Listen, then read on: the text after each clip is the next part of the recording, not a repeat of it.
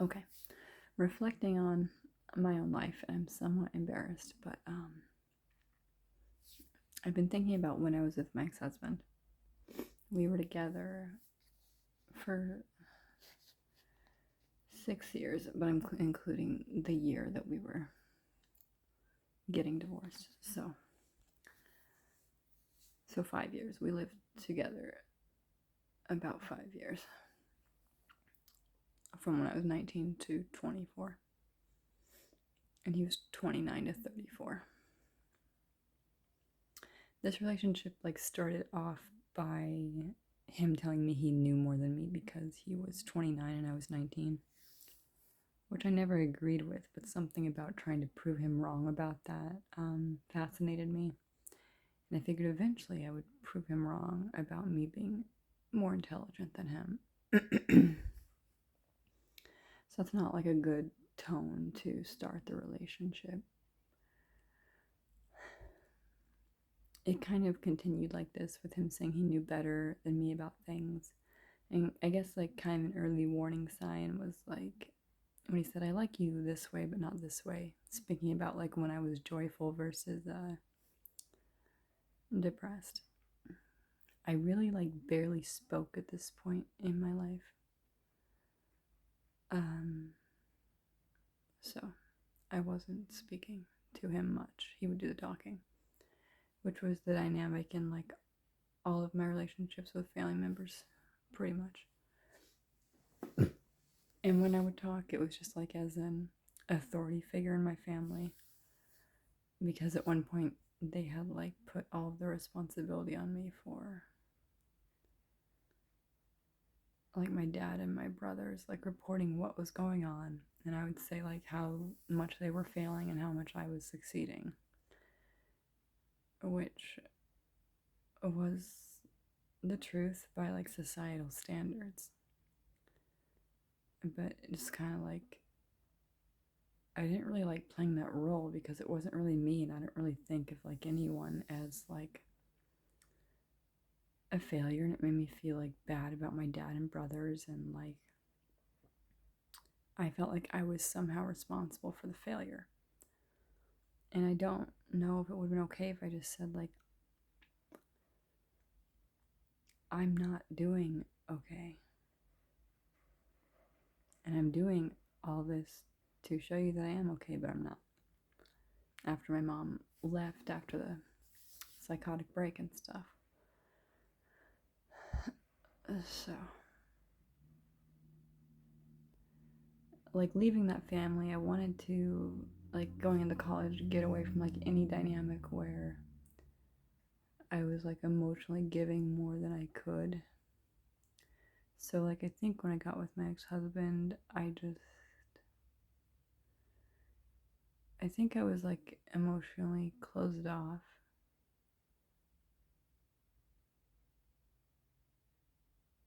I had been majorly overworking in college the year before, taking 21 credits. I might have been taking 24 because I got it approved or something. I know I thought about it. I can't remember if I did it, but I was taking at least 21 credits, right? And I was working about 30 hours at a Mexican restaurant, bussing and hosting. And I would spend the evenings with my little brother. So you can kind of imagine that there was barely any time for me to spend on any of the classes I was taking besides going to the classes, which I did. I guess I felt if I didn't prove myself in this way and struggle, then I would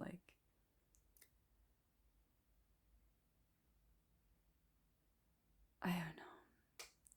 I had no ability or way to face my feelings, and I was always feeling them regardless.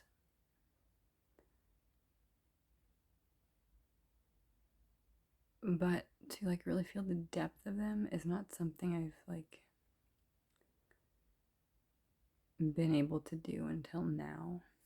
And I was 18 when I started college.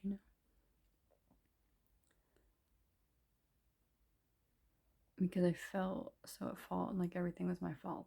And so this is kind of like the mentality I went into the relationship with my ex-husband with. Like kind of knowing everything wasn't my fault, but feeling it was. Like such a like deep sense of guilt. So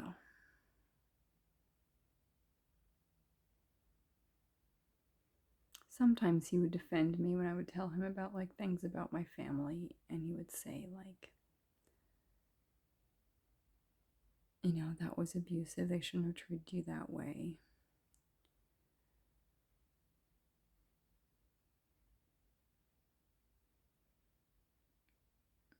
I just feel like this became like less and less like that he wanted to listen to any situation about what I had been through, and more about that he just wanted me to get over it. And I still didn't like feel like I could talk to my family about anything. We've never been a family that openly emotionally communicates in like a non-toxic way. So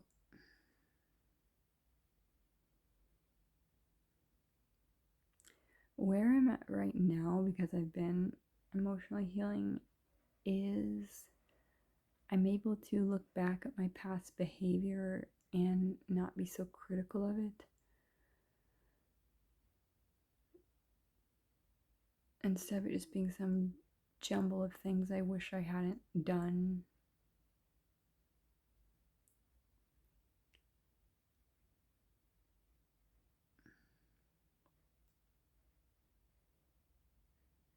I really didn't know what to do. It's like anytime I would try to like be involved in an activity or make friends, and I described this before, I felt like no one could really relate to what I was going through.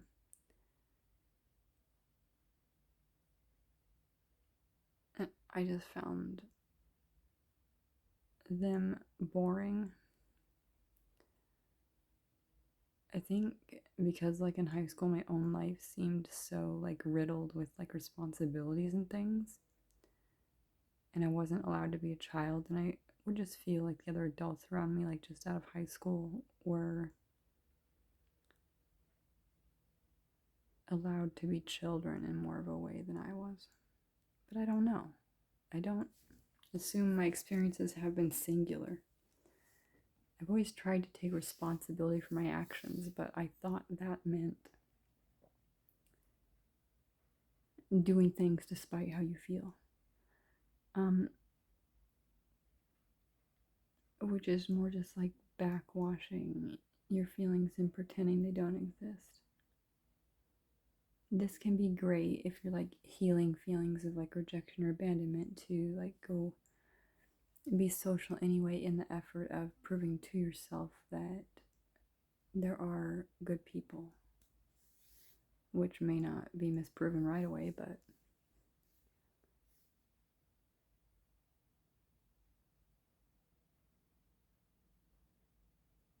I just think I'm a good person and I've done my best, even if my life hasn't looked quite perfect, and it's taken me till now to stop like sleeping with men to try to fill the emotional hole I feel. And it's taken me till now to be able to kindly look back on myself and see where I was responsible for the direction my life headed.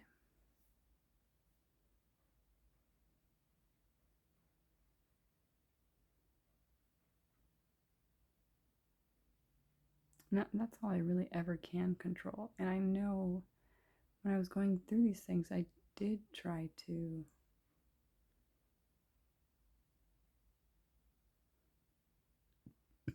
control this. Kind of when you're like really, when you're gaslighting yourself, I guess, about your feelings.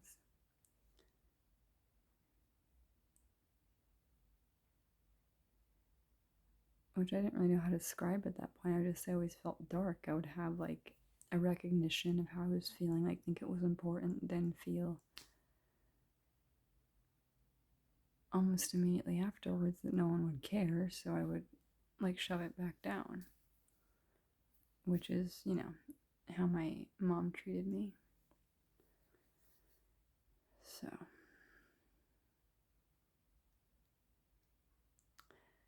I'm trying to take responsibility, and I honestly didn't know that was possible without beating yourself up, and I never wanted to do that. But what's allowed me to look back on myself in an objective way and not even take what I did at that point personally. Well, I was living in fight or flight mode, But what's allowed me to do that is changing one of my behaviors, which usual I've only been able to do that because I was forced to by my body not working, but I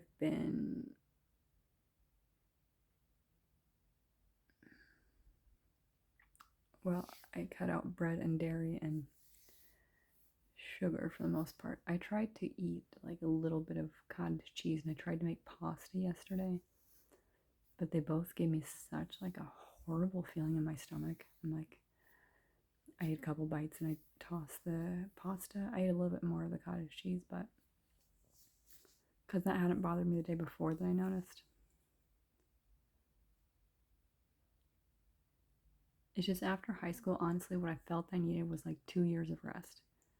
I'd been in extreme fight or flight my whole life.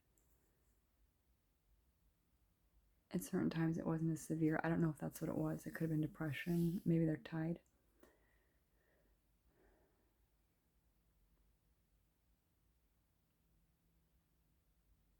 There's always been two parts of me, like I've described. I think the part of me that's light and bright is how I naturally came into this world before parental conditioning and circumstance made me aware of darkness with others and myself. And still the darkness scares me, and I think it's mine, or I created that much darkness in the universe,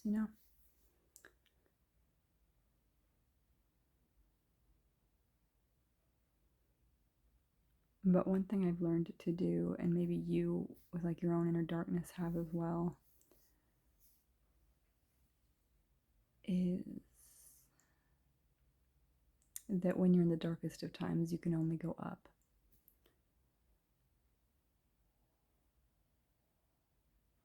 The problem with this is that then you think you have to get to the darkest of times to be able to go up.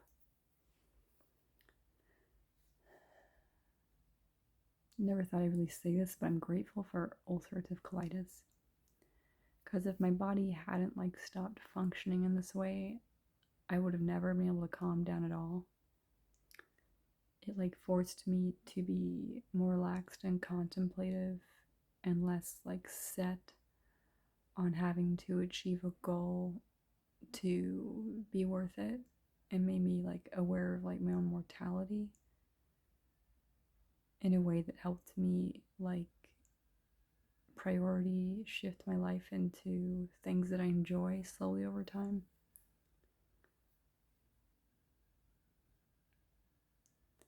Sometimes I look back on the past, and I did want to go to college, but not necessarily right after high school.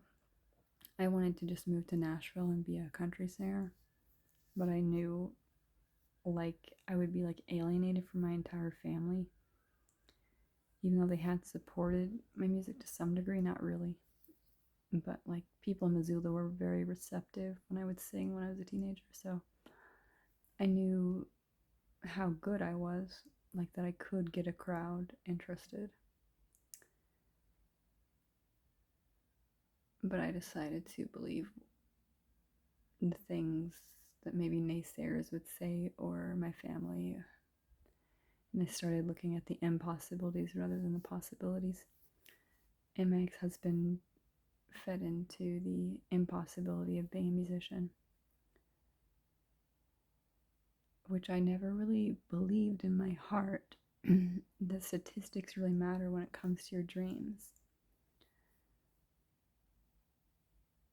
in that way, statistics are there to hurt people. Because if you've only like ever had one dream in your life, it's not just gonna go away, and I couldn't make it go away. I did try to focus on other things and be interested in other careers, and I just wasn't. So,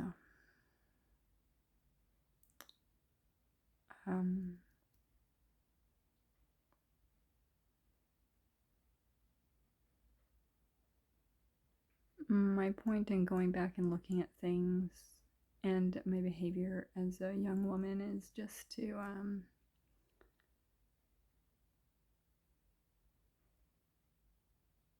set more of a moral compass for me to follow in the future.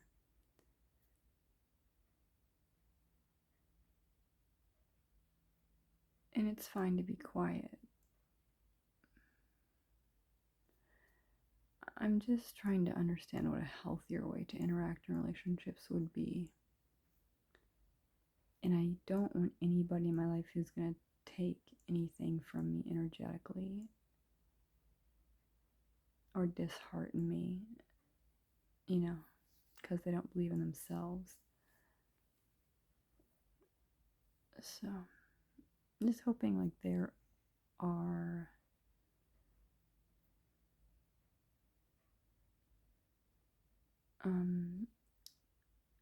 men that are secure enough in themselves that they don't need to tear you down to feel better.